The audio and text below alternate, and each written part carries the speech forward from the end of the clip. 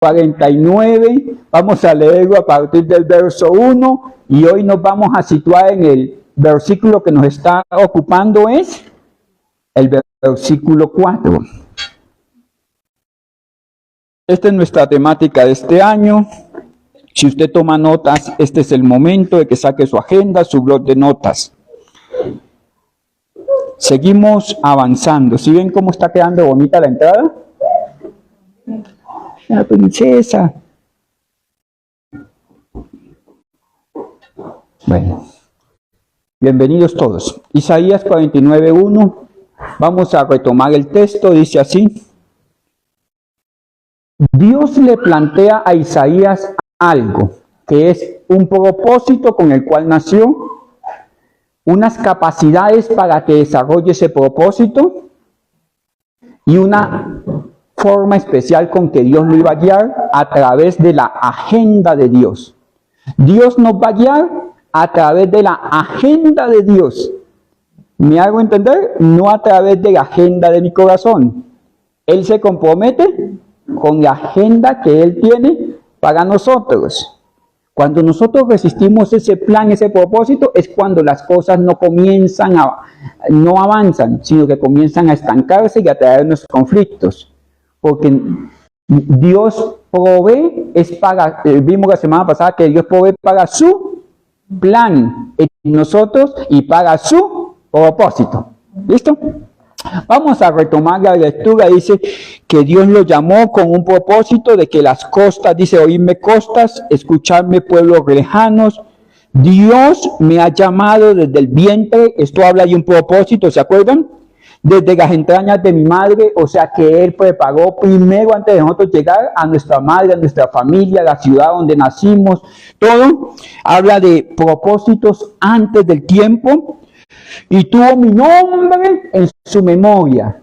Él nos reconstruyó, nos construyó desde antes de la fundación del mundo. El 2 dice, y puso mi boca como espada aguda. Esto es una comparación del cristiano con Cristo, porque el primer capítulo del libro de Apocalipsis dice que había un personaje que tenía la boca como espada aguda, hablando de Cristo. Dios nos compara con Cristo en el sentido de que nuestra palabra puede sanar, llevar buenas nuevas. En el 2 dice, puso mi espada mi boca como espada aguda, me cubrió con su sombra. ¿Con la sombra de qué? Esto ya lo hemos estudiado el año pasado bastante, que es cuando nos colocamos bajo el abrigo ¿de quién? Del Altísimo, y el Altísimo es el Elión, el Dios más alto. El Yahvé, el Dios que se revela, el Jireh, el Dios que provee, Jehová, el Dios de los ejércitos, el que pelea por su pueblo. Toda esta parte que dice, me cubrió con su sombra, que no habla de nosotros, habla de la sombra inmensa bajo la cual estamos. Nuestra vida, nuestros enemigos, nuestras circunstancias, nuestros desafíos son así, en la poderosa presencia enorme de Dios. ¿Usted lo tiene claro? ¿Usted lo tiene claro bajo qué sombra está? Pueden venir luchas, tormentos, dificultades, aún nuestra propia mente levantarse contra nosotros mismos, contra el plan de Dios, pero el plan de Dios prevalecerá. No porque seamos buenos, sino porque su sombra lo inunda todo. Desde antes de nacer hasta después de que partamos, Dios es el todo en todo. Él lo excede todo. Cuando Él dice, me cubrió bajo su sombra, está hablando de Dios. De la sombra del Altísimo me puso en su saeta bruñida, me puso por saeta bruñida. Saeta bruñida habla de que Él me ha estado metiendo en el fuego y formándome. Esto ya lo estudiamos el año pasado. Formar es darme forma a la manera de Cristo. Hay un molde al cual me tengo que parecer. Me derriten para echarme en ese molde. ¿Sabe cuál es el molde al que te tienes que parecer? Cristo. Él me ha venido formando. Bruñida es que me dio forma. Y no solamente me dio forma a la manera de Cristo, sino que me tiene guardado en su aljaba. Él tiene un cuidado tan especial de nosotros que cuando dice Él es mi pastor y nada me faltará, esa palabra pastor que está ahí es el que ama con ternura. Esa palabra que está ahí en el Salmo 23, el que cuida con ternura, porque hay un pastor que pastea, que da pasto. Pero el pastor del Salmo 23 es el que cuida con ternura, el que cuida con diligencia, el que unge con aceites y óleos aromáticos costosos, o sea, el que se toma una tarea, un trabajo para cuidar mi alma. No sé si le alcanzo a trasladar con qué cuidados cuida Dios nuestra alma. Me guardó en su aljaba. Mi hermano, sus hijos no se podrán salir de ahí. Aunque usted los vea espelucados, aunque usted los vea que Él nos guardó en nuestra aljaba. Y acuérdese que las promesas del Señor son generacionales. Bueno, voy un poco más allá, al 3, estamos entrando, dice, y me dijo, este es el propósito, mi siervo eres tú, Israel, me traerás gloria, dice, en ti me gloriaré, me traerás gloria, edificarás gloria, dice, me gloriaré en ti. Y este es el texto que hoy nos ocupa. Dios le revela su plan, su propósito. ¿Listo? Y en ese plan y propósito sabemos de verdades universales. ¿Cuántos de aquí saben que Dios los ha guardado aún de nuestra torpeza? ¿Cuántos saben que Dios los ha formado como espada bruñida? ¿Cuántos saben que antes de usted nacer, su mamá ya estaba en los planes de Dios para que naciese un príncipe, una princesa como usted, para que obedeciera a Dios? Ya eso lo sabemos. Isaías lo sabía, es una verdad universal, no necesito creerla, porque lo crea o no, Dios es un Dios de verdades absolutas. ¿Me llevan la idea? Pero en un momento dado, que este es el texto que hemos estudiado ya 3 veces, dice,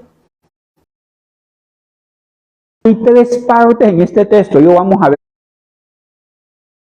ver desde la parte textual. Primero dijo, por demás he trabajado, primera parte. Lo llevan clara, dice, en vano he consumido mis fuerzas, segunda parte.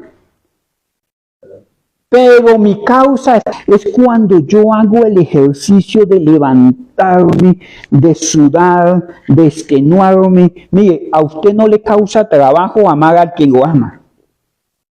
A usted no le causa trabajo levantar a comerse la comida que a usted le gusta. Usted es tolimense, le sirven un tamal, eso no le implica trabajo. Usted está enamorado y la novia viene a culto, usted va a culto. Y no le implica trabajo. Esta palabra yagá implica que para realizar esa labor nos cansamos, nos fatigamos. Jadear es que usted venía subiendo a la iglesia de camino. No es que tengamos una cámara, pero vimos que estaba jadeando. Pura revelación de alto nivel, ¿cierto? Mire, jadear, como cuando el perrito tiene sed, que corre. Nos agotamos, mire, nos cansamos, nos fatiga, estar exhausto, cansarse. Vamos al texto. Yagat es trabajar, pero no es un trabajo que sobrepasa mis capacidades. Isaías 49:4 dice, por demás he trabajado, o sea, me cansé, me agoté, gasté mis fuerzas, estuve boquiabierto, estuve jadeando, estuve extenuado y yo no veo resultados de este trabajo. Sentimiento fuera de control. Usted trabaja, jadea, se consume y ve que no avanza. Él conocía el plan de Dios, pero en un momento dado él miraba que trabajaba y este trabajo era en vano. Esto es cuando nosotros chocamos con nuestra realidad, que queremos ser el mejor, queremos hacerlo mejor, queremos que Dios trate aún con nuestro corazón. Hay cosas en nuestro corazón que están en la intimidad entre Dios y mi persona y uno dice, Dios, yo quiero cambiar estos pensamientos, yo quiero cambiar esta forma de hablar, yo quiero hacer las cosas a lo mejor. Y no veo que mi corazón cambie. Eso le pasaba a él. Por lo demás se trabajaba en vano. A él lo mandaban a predicar, él predicaba y lo sacaban. Habla provecho sin provecho, que se traduce aquí, es la palabra ruit. Ponle cuidado a esto. Inútilmente, sin colocar ese número y le dice esta palabra de dónde viene, cómo se traduce. Dice que esta palabra ruit es en vano, por demás, inútilmente, vacío, una cosa sin valor, vaciedad, algo que no vale nada. O sea, cuando no hay camino, cuando no hay una buena razón, cuando no hay las posibilidades, cuando no es humanamente posible, viene la fuerza de Dios y abre caminos donde no habían.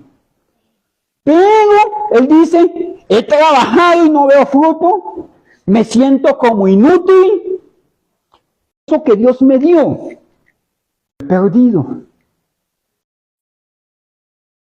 Cuando uno ve que el matrimonio se fue al despeñadero, el matrimonio es un propósito de Dios o de los hombres, de Dios. Ojo, joven, con esto, los hijos son un propósito de Dios. Nadie tiene hijos para la desgracia, para el pleito, para la angustia.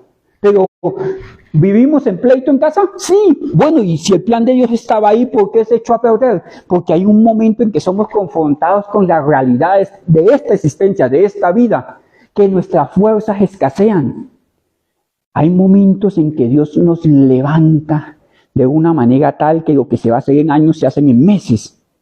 Que el corazón de los hombres que va a cambiar a través del estudio mucho tiempo, Dios transforma el corazón de su esposo, transforma el corazón de su esposa, transforma el corazón del jefe, del patrón, del dueño, lo transforma. Pero hay momentos en que nosotros le damos y le damos y le damos a la roca y no se parte. Es cuando esa fuerza que crea, ¿se acuerdan cómo se llama la fuerza? Esa fuerza que crea esos recursos, esa producción, esa forma en que Dios hace las cosas, no aparece. Pero mire que la primera parte he trabajado en vano, primero. Segundo, he consumido mis fuerzas. Y tercero, aquí está la solución a los problemas. Yo sé que estoy pasando momentos difíciles. Yo sé que esto que me ha pasado en la vida es inexplicable. Yo sé que este mal diagnóstico que me dice el médico me supera. Pero más allá de eso, yo sé que Él tuvo a mi madre en su memoria. Yo sé que cuando estuve en el vientre tuvo cuidado de mí. Yo sé que estoy al abrigo del Altísimo. Yo sé que soy especial tesoro para Él, que Él me ha venido formando. Yo sé que Él me ha guardado. Independiente de lo que esté pasando en el momento, simplemente voy a creer que la palabra de Dios, que la suma de su palabra es verdad. Mi causa está delante de Dios. No sé si puede ver cómo Él se desconecta de una parte a la otra. No sé si puede ver cómo Él se desvincula de tanto dolor y puede decir, yo sé que Dios es bueno. Yo sé que Dios paga y paga bien. Yo sé que Dios tiene recompensa. Mis hermanos, Dios no es deudor de nadie. Ni en nosotros, ni en nuestras generaciones, ni en nuestros hijos, ni en ninguno que de corazón sincero le busque. Él entendió esto, dice, esté pasando lo que esté pasando. Mi causa está delante de Dios y yo sé que mi recompensa está con mi Dios. Yo no sé si usted puede decirle esto a su alma. Yo sé que mi recompensa está con mi Dios. Mire, mis hermanos, esta es la realidad nuestra. Mire, en Jeremías 20, 14, 15, esta es nuestra realidad. Que aunque hay un propósito de Dios, chocamos con diferentes circunstancias de la vida constantemente. Mire cómo lo vivía Jeremías. Y yo sé que muchos hemos pasado por esto. Muchos hemos querido abortar el plan de Dios. Hemos querido huir. ¿Se acuerdan que hablamos de Salmo 55 cuando alguien en la casa dijo... ¿Alguien se acuerda? Dice, ¿quién me diese alas como de paloma? Me quiero ir de la casa, volaría yo, y que prefiero vivir en el desierto que en esta casa de contiendas. Yo sé que usted y yo hemos pasado por esas. Mire cómo lo pasaba Jeremías. Jeremías, un hombre con una capacidad de obedecer más allá de sus criterios. Porque Jeremías obedecía llorando. El profeta de Hanot, el profeta llorón. Hanot significa, la ciudad significa lamento. De donde era él, por eso llamaban el profeta llorón, porque lloraba mucho. Y mire cómo lo vivía él, esa realidad que todos vivimos a diario. Dice, después de obedecer a Dios, dice, maldito el día en que nací. El día en que mi madre me dio a luz. No sea bendito. Maldito el hombre que dio nuevas a mi padre diciendo, hijo varón te ha nacido. Hasta alegrarse. Mire, él dice, y más adelante dice, me hubiera servido el vientre de mi madre como sepulcro. ¿Yo para qué nací? ¿Esta es la vida que Dios quiere para mí? Él dijo, no sé. Es más, no sé por qué. No sé por qué la vida se le volvió difícil. Y Dios escuchó su lamento en medio de este dolor. ¿Y sabe qué hace Dios? Escucha. Uno dice, ¿qué Dios es este? Que le puede decir a uno en medio del luto, en medio de la soledad, en medio de la quiebra, en medio de las deudas insalvables, en medio del conflicto, porque hay, ¿se acuerdan? Salmo 55 dice, porque no me enfrentó un enemigo, lo cual hubiese soportado, sino hay una espada que traspasa mi corazón, que es cuando el íntimo mío me traiciona. Cuando mi hijo me desprecia porque estoy viejo, porque no estoy a la par de él, mi hija. O sea, eso duele. Eso duele cuando el esposo te golpea, pero más que con golpes, con palabras. Eso duele.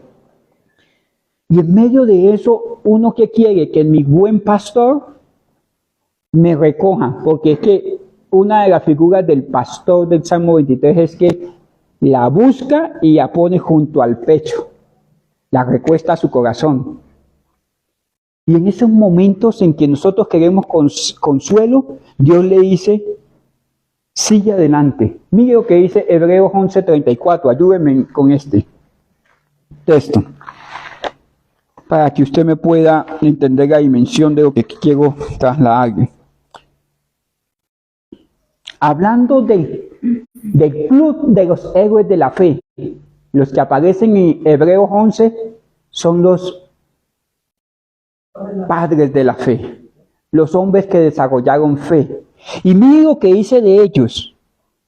Apagaron fuegos impetuosos, estoy sobre 34 de Hebreos 11, evitaron filo de espada, todo esto lo hicieron por la fe. Ayúdenme en la siguiente oración.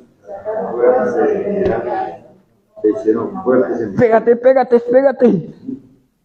¿De dónde sacaron fuerzas? De la debilidad. Wow. No sé si usted, a mí me impacta esto. ¿Eran fuertes o eran débiles? Débiles. Cuando usted dice, pero fulano, ¿cómo hizo para levantarse? En medio de semejante tribulación, ¿de dónde salió fuerzas? Jeremías sigue adelante. Yo puedo ver las circunstancias y esas circunstancias me hacen a mí vulnerable, pequeño, corto, débil, incompetente, incapaz. Porque usted ante una arrume de circunstancias enormes, de dificultades insalvables, Usted trata de agañar las cosas, pero no alcanza a subir el primer escalón de los 500 que hay que subir para llegar a estar nivelado. Usted dice, ¿de dónde? ¿Con qué fuerzas? Los héroes de la fe sacaron fuerzas de debilidad. Porque nosotros vemos este cascarón,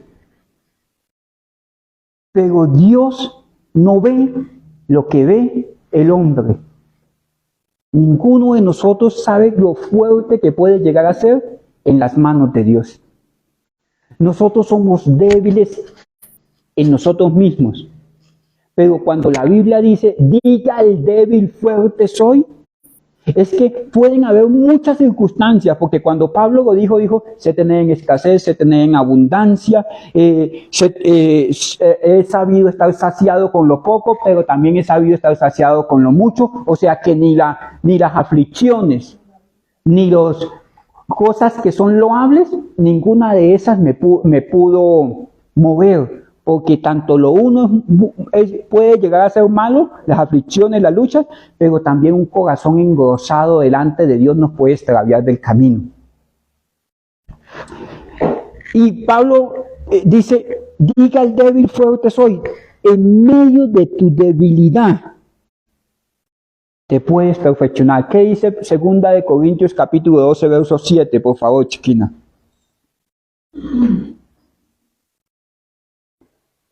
Segunda de Corintios, capítulo 12, verso 7. Sí, estoy sobre el texto. Mire esto. Pablo le ora al Señor 3 veces. Y dice, entre comillas, porque hay un mensajero de Satanás que me abofetea. ¿Un mensajero de quién, dijo Pablo? De Satanás. Y Dios le dice, espérate. Es un aguijón en la carne que te he dejado por tu bien, para que no te exaltes sobremanera y te eches a perder.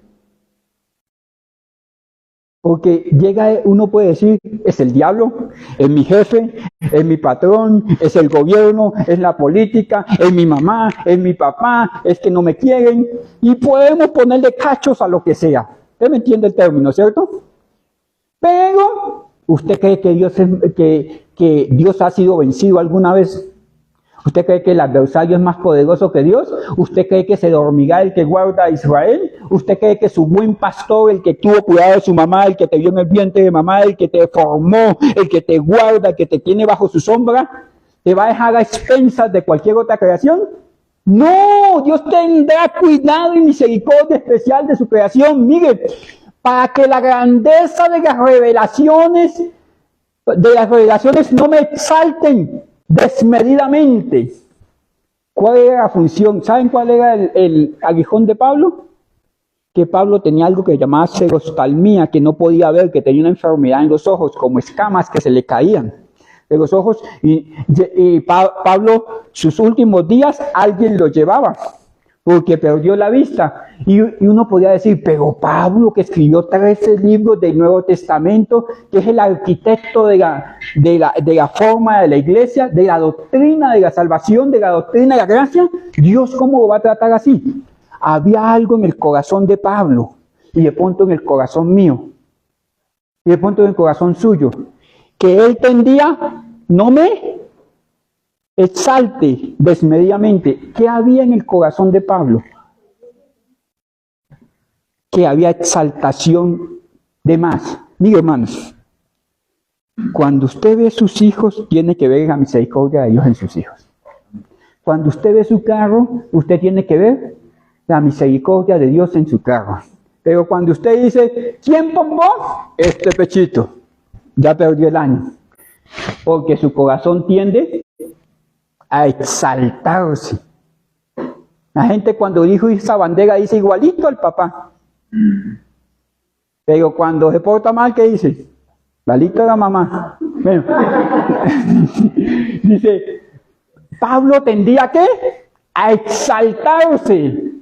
Y si, mire lo que dice el libro de Eclesiastés, si mi cabeza se alzare, cual león tú me cazas y vuelves a hacer maravillas conmigo. Yo puedo ser instrumento útil cuando estoy sujeto a la voluntad de Dios bajo la sombra del Altísimo. El alto es Él. El que tiene la fuerza creativa de hacer las cosas es Él. El que puede traer lo que no existe a este mundo es Él.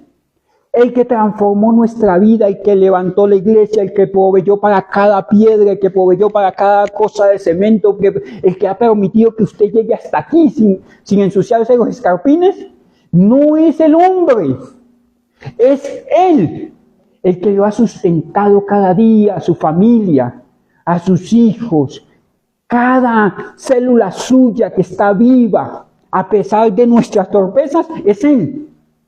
Y entonces cuando nuestro corazón se exalta y vienen esas estrelladas contra la vida, nosotros lo más fácil es decir, el diablo me está atacando, pastor. ¿Les suena parecido? Es que el diablo, yo me pongo a buscar de Dios, dice la gente, y el diablo se me levanta. Espérate. No es así. No es así. Pablo tenía la misma tesis y Dios le dijo a través del Espíritu Santo, le dice, es para que no te exaltes sobremanera.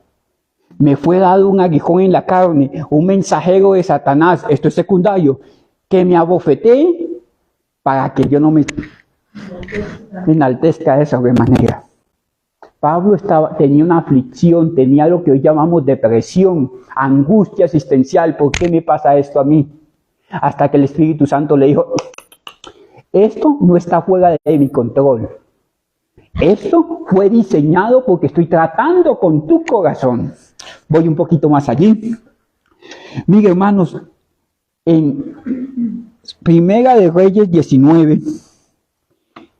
el apóstol, bueno, este texto ustedes lo conocen, Primera de Reyes 19, Elías ve caer fuego del cielo, por su voz llovió, degolló los profetas de Baal, vio cómo se multiplicaba el aceite y la harina de la viuda, vio los cuervos venir a traerle comida, vio cómo los arroyos por alguna razón no se secaban en algún lugar, y en un momento dado salió huyendo. Y dijo, Señor, quíteme la vida. Yo no valgo nada, yo no soy mejor que mis padres. Y Dios lo sustenta por un momento. Dios lo sustenta por un momento. Y después le da a comer maná. Ahí dice que dio pan y le dio agua. Y esa palabra que aparece ahí en Primera de Reyes, cuando le dice que le dio pan a Elías, es la misma palabra maná. Significa pan de ángeles. Significa provisión de arriba. Significa provisión de lo alto. Mis hermanos, Dios a veces nos da una provisión especial. Usted está cruzando un Jordán. Y Dios milagrosamente lo coge del Jordán y lo lleva a la playa. Pero en la playa comienza algo que se llama el lodo cenagoso. Yo no sé si usted ha visto esas playas de los ríos que son bastante caudalosos, que se llenan de lodo. El Jordán es así. Lo saca uno del Jordán y lo deja en la playa. Usted dice, Señor, pero con el barro cenagoso yo no avanzo. Lo insalvable lo hizo Dios. Pero necesitamos obedecer aún en el lodo cenagoso. ¿Me llevas la idea? Elías le dieron pan de ángeles, provisión especial de parte de Dios. Pero después de que Dios le dio comida, le dio pan y le dio agua, ¿sabe qué le dijo? Levántate perezoso, porque gran camino te resta. Hay momentos en que uno quiere ser consentido y apapachado por Dios. Pero Dios dice, más allá del divorcio, hay propósitos. Más allá de esta enfermedad, hay propósitos. Más allá de lo que tú estás llamando quiebra, hay propósitos. Más allá aún del pecado, de la desobediencia, de dar pasos en falso, de hacer cosas que no convenían, más allá de esto, hay propósitos. Necesitas levantarte y seguir.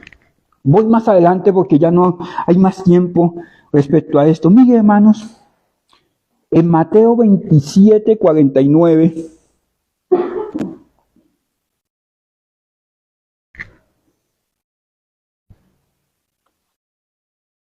Mateo 27, 49.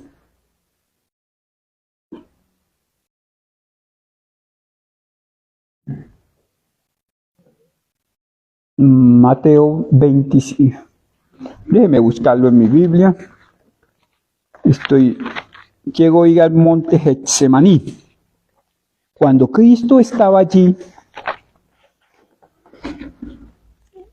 en el monte Getsemaní, ¿se acuerdan ustedes que Él necesitaba quien orara con Él? No por Él, sino con Él. Quien estuviera con Él en ese momento. 26, 49, hermano. Sí, por favor, Chequina.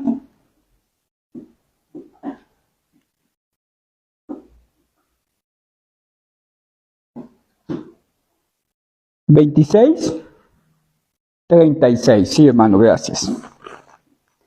Y él llega y mire que él necesitaba quien orara por él.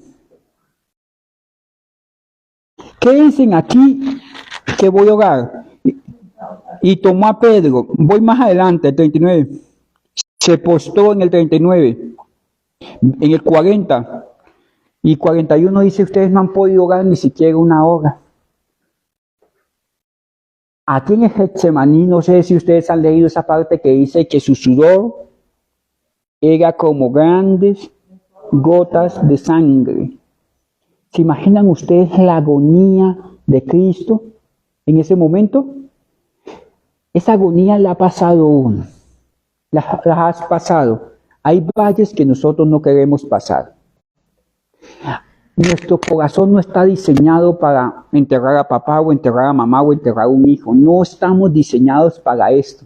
Yo no podría explicárselo porque no he pasado por algunas circunstancias. Pero hay agonías que son como grandes gotas de sangre y uno quiere que alguien esté con uno. Pero en ese momento, ¿usted cree que Dios el Padre no podía hacer que ellos estuvieran con Cristo? ¿O mandarle una legión de ángeles, como dice un capítulo más adelante, que lo ayudaran? ¿Por qué la pasó sola? Porque Dios estaba dándole forma a lo que iba a comenzar. Ojo, a lo que iba a comenzar. ¿Qué era lo que venía? Lo que llamamos la agonía de Cristo, el sacrificio. Dios estaba dándole forma. Dios hasta aquí te ha venido dando forma, en todo sentido. Hijo pequeño no tiene herencia grande. A veces no podemos administrar 100,000 pesos, Dios no te va a dar millones. Ni en el ministerio, ni en la casa, ni en la empresa, ni en ningún lado. Porque el que sabe ser fiel en lo poco, solamente ese alcanza lo mucho. Pero en eso poco Dios nos da forma. Dios le estaba dando forma en lo poco. Getsemaní fue una agonía primera para llegar a una agonía grande en el Calvario. Voy más adelante. Hay una parte ahí en el 27,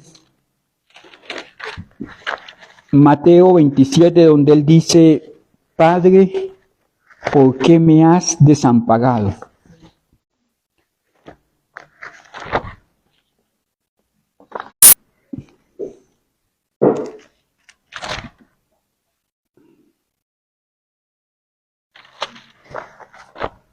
Mateo 27, 46, sí. Elí, Elí, lama sabatani, esto es, Padre, ¿por qué me has desamparado? Desde el monte Getsemaní comenzó a haber una presión sobre el corazón de él. Trató de apoyarse en los discípulos, no estaban los discípulos. A veces el ministerio es de instrucción, pero no es de sostenimiento. ¿A qué me refiero? Que en la iglesia aprendes la instrucción. Hijo, honra a padre y madre para que te vaya bien y seas de larga vida sobre la tierra. Eso lo aprendes ¿dónde? En la iglesia con instrucción. Pero en la casa, cuando usted se vuelve un super saiyajin, allá a pegarle a su papá o a su mamá, no está el pastor. ¿Está qué? La instrucción. Y con esa instrucción usted puede desarrollar su potencial, el propósito de Dios allá, cuando está lejos de la iglesia. Ese es mi Getsemaní, la instrucción. Y yo voy a tener que seguir el camino con esa instrucción, porque hay momentos en el camino donde nadie aparece. Yo no sé si se ha dado cuenta que, por ejemplo, en el caso mío, yo me metía en problemas y llamaba a mi mamá para transferirle los problemas a mi mamá. Usted también tiene cara de sospechoso. Mi mamá fue llevada joven y eso me ayudó a mí a madurar. No digo que fue bueno, que fue malo, pero ¿qué mamá no se esfuerza por los hijos? Pero esa instrucción tenía que cambiar. Hay momentos en que no aparece ese soporte, esa ayuda. Y nos toca colocar la mirada en el único ayudador que nos dejó Cristo, que es el Espíritu Santo, pero las otras ayudas no aparecen. Mire esto, hermanos. Vamos a Isaías 49, ya quiero terminar. Isaías 49, 4.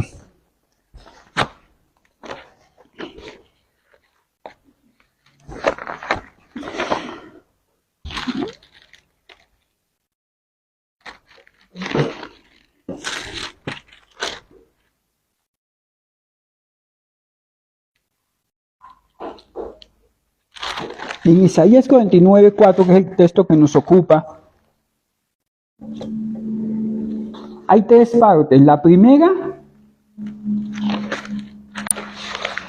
en vano he trabajado. La segunda, inútilmente he consumido mis fuerzas. Y la tercera, a pesar de mi dolor, Dios está en control, mi causa está delante de Él y Él me recompensará. Mire, hermanos, ¿cómo puedo cambiar el enfoque como lo hizo Él? En Isaías 40,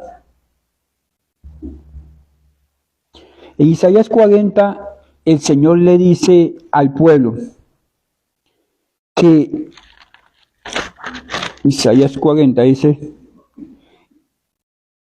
en el verso 29, por favor, Isaías 40, 29, mire esto sí yo quiero fijar en su corazón, por favor. Yo sé que muchos hemos pasado por trabajar en vano, trabajar inútilmente, mis fuerzas no alcanzan, no veo el hacer de Dios.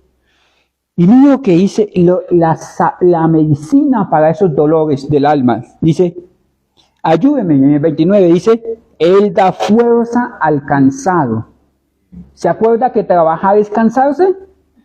Él da fuerza al que está trabajado, al que está angustiado. Dice, Él da fuerza al cansado, al que no tiene ningún... Mire esto me raya a mí el coco. Yo multiplico lo que existe. Las vacas se multiplican, los pollos se multiplican, el dinero se multiplica. Pero aquí habían fuerzas. ¿Se acuerdan ustedes? Hebreos 11:34. Sacaron fuerzas de debilidad, donde no habían fuerzas. Esto solamente lo hace Dios. Él multiplica por nada, por cero, y puede sacar algo. Porque uno multiplica por cero y no sale nada. ¿Me llevan la idea? Él da fuerzas al esfuerzo alcanzado y fuerzas, esta fuerza es la misma que vimos en Isaías 49, poder de hacer en Dios, capacidad productiva en Dios. Cuando estoy metido en el foso, en el hoyo, que no hay posibilidad humana de seguir adelante, Él toma lo que queda, que de pronto no es nada, ninguna es nada, y me multiplica de nada a lo que Él quiere. ¿Me lleva la idea? De nada a lo que Él quiere. Dice, Él da fuerzas al cansado y multiplica las fuerzas al que no tiene nada. Esto solamente habla del Altísimo, de Dios, del que crea, del que puede, del que sustenta, del que sustituye. Dice, los muchachos se fatigan y se cansan. Y los jóvenes flaquean y caen. Esta palabra joven significa hijo pequeño, hijo menor, hijo inmaduro, que con la primera circunstancia de la vida le dicen, Dios, ¿a mí por qué me pasa esto? Yo tan bueno que soy, hijo inmaduro. Mire, dice, ellos se van a flaquear. Cada vez que vengan la inmadurez a tu corazón, vas a querer salir corriendo de cualquier circunstancia. Pero los que esperan en Jehová tendrán nuevas fuerzas. Nuevas para mí, porque su fuerza creativa sigue estando intacta. Los que esperan en Jehová tendrán nuevas fuerzas. Se levantarán como las águilas después de estar botados en el piso. Correrán y no se cansarán. Caminarán y no se fatigarán. Pero mire que los problemas no van a desaparecer. Los problemas van a estar ahí, usted va a seguir teniendo conflictos de pronto con su salud, de pronto en casa, de pronto en el trabajo, de pronto en el ministerio, pero yo voy a poder trasegar en la vida con las fuerzas del Señor. Porque es que esto lo vimos en el estudio del Salmo 91. Él te librará. Hay varias formas en que el Señor me libra. O quita el problema, ¿sí me hago entender? O me quita a mí del problema, o me libra a través del problema. ¿Se acuerdan? Señor, ¿por qué no me quitas este aguijón en la carne? No, te voy a llevar a través del problema. Te guardaré la integridad de tu alma. Te preservaré la vida. El barco en el que iba Pablo a Roma se hundió. ¿Y qué sacó Dios? A Pablo. ¿Cumplió su promesa Dios? Sí. ¿Pero le quitó el problema? No, nos fortaleció en medio del problema. Usted dice, caminarán, dice, y correrán y no se cansarán. Vamos a seguir el paso, y caminaremos en medio de las dificultades. Sí, esto viene, ya no voy a decir que es el diablo, que es el vecino, que es mi papá, que es mi mamá, no. Esto viene para darme forma, pero lo que soy yo voy a seguir el plan. Bueno, mis estimados hermanos, ¿cómo llego a llegar a esta entereza de ánimo? Porque dice, voy a caminar en medio de los problemas y no me van a afectar. Esto ya es un superhombre. Porque acuérdense ustedes que Cristo dijo, ¿por qué me has desamparado? Que ese es el corazón de la muerte sustituta. Los discípulos huyendo a Emaús y se encuentran con Cristo ya resucitado y dice que el corazón de ellos ardía. Y en Lucas 24:30 dice que aconteció que estando sentado con ellos a la mesa tomó pan y los bendijo y los partió. Y enseguida dice que sus ojos fueron abiertos. Mis emociones se deben alinear con el Señor. ¿Sabe a ellos qué les hacía saltar el corazón a estos discípulos que iban camino a Emaús? Las promesas y las palabras del Señor. Las promesas y las palabras del Señor. Cuando ¿es tu carro, Carlos? Cuando mis emociones no están alineadas con el Señor, cualquier ojitos lindos me van a alborotar. Pero cuando mis emociones están alineadas con el Señor, que me llegan y me dicen, Él es mi pastor, más allá de la sombra de muerte, más allá del lazo del cazador, más allá de las angustias de los desiertos, más allá de los quebrantamientos del alma, más allá de la torpeza mía, Él sigue siendo mi pastor. Eso me tiene que emocionar. El justo murió por mí, por el injusto. Eso me tiene que emocionar. No estoy solo. ¿Usted se ha sentido solo? El Espíritu Santo está con usted todos los días hasta el final del mundo. Eso me tiene que emocionar. De tal manera me amó Dios, es que Dios, el creador de los cielos y la tierra, me amó, me ama y me seguirá amando por la eternidad. Eso me tiene que emocionar. Eso es un amor fuera de toda lógica. ¿Cómo hago yo en medio de las tormentas de la vida para seguir caminando y no me fatigo? Primero tengo que echar mente de la palabra de Dios. Segundo, mis emociones no dependen de lo externo, porque todo lo externo pasará. Mis emociones dependen de estar alineadas o no con Dios. Tercero, El deseo y el anhelo de mi corazón tienen que ser su presencia.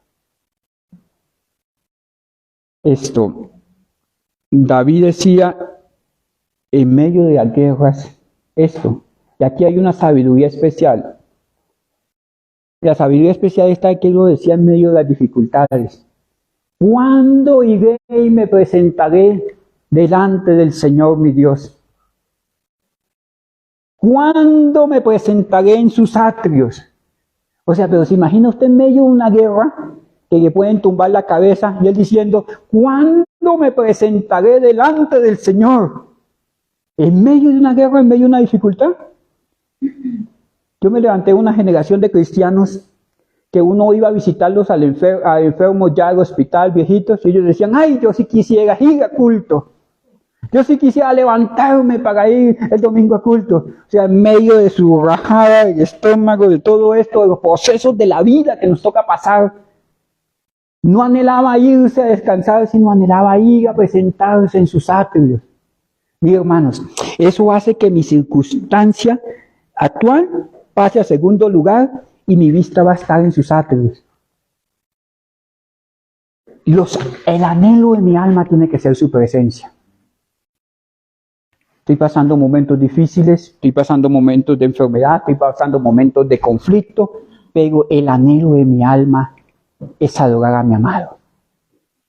Si es verdad, soy defectuoso, tengo pecados, conflictos, rebeliones de pronto en mi corazón, pero yo necesito postrarme a Él. Su memoria bíblica, sus emociones alineadas con Dios, anhelar su presencia. Aún en valles de sombra de muerte, anhelar su presencia. Y termino con esto. Tengo que asegurarme de que Dios está examinando mi corazón en cada momento. En vano he trabajado y he gastado mis fuerzas. Esto no fue el diablo. Esto ni siquiera fui yo, porque es conmigo, pero no se trata de mí. Es conmigo, pero no es con mis fuerzas. O sea, este proceso sí es conmigo. En vano he gastado mis fuerzas. He dejado de servirle al Señor, me envejecí, he tropezado en la familia, he tropezado en el ministerio, he tropezado en muchas cosas, puede que sí. Pero Él ha permitido esto para ver mi corazón. Deuteronomio dice, el Señor te afligirá para ver qué hay en tu corazón. Pero esa aflicción no es un dolor para destrucción. Es un dolor para edificación. Cuando Dios nos lleva de lo menos a lo más, Él quiere que seamos fieles administradores de lo suyo. Cuando vemos a nuestro esposo, a nuestra esposa que está enfermo, que nosotros nos toca llevarlos al hospital, uno se pinta la película y si se muere, ¿yo qué será de mí? Cuando vemos a nuestros hijos en medio de conflictos, uno dice, Señor, ¿qué hago? ¿Cómo hago para ayudarles? ¿Por qué? Porque Él está pesando mi corazón. Él quiere perfeccionar mi corazón. Él quiere moldear mi corazón. Él quiere enseñarme que Él es Dios y que Él tiene el poder. Aunque el proceso es conmigo, no depende de mí. Yo lo que debo seguir es siendo fiel, sacar fuerzas de debilidad. Mis emociones no las voy a regar por un lado y por otro, sino me voy a concentrar en Dios, que arda mi corazón por su palabra, por sus propósitos, por creer en Él. Voy a anhelar su presencia. Incline su rostro por un momento. Yo sé que muchos de nosotros estamos en medio de esa debilidad. Y de pronto tú hoy puedes decir, he consumido mis fuerzas. En vano he trabajado. En medio del dolor, puede decir como Jeremías capítulo 20. Mejor me fuera no haber nacido porque esta vida es muy dura. Pero Dios que da fuerzas al cansado, multiplica las fuerzas al que no tiene ninguna, ha prometido darte fuerzas. Y correrán y no se cansarán, caminarán y no se fatigarán. Dios es el que puede multiplicar tus fuerzas. Dios es el que puede tratar con tu casa. Dios es el que puede tratar con tu salud. Dios es el que puede tratar con tu mente.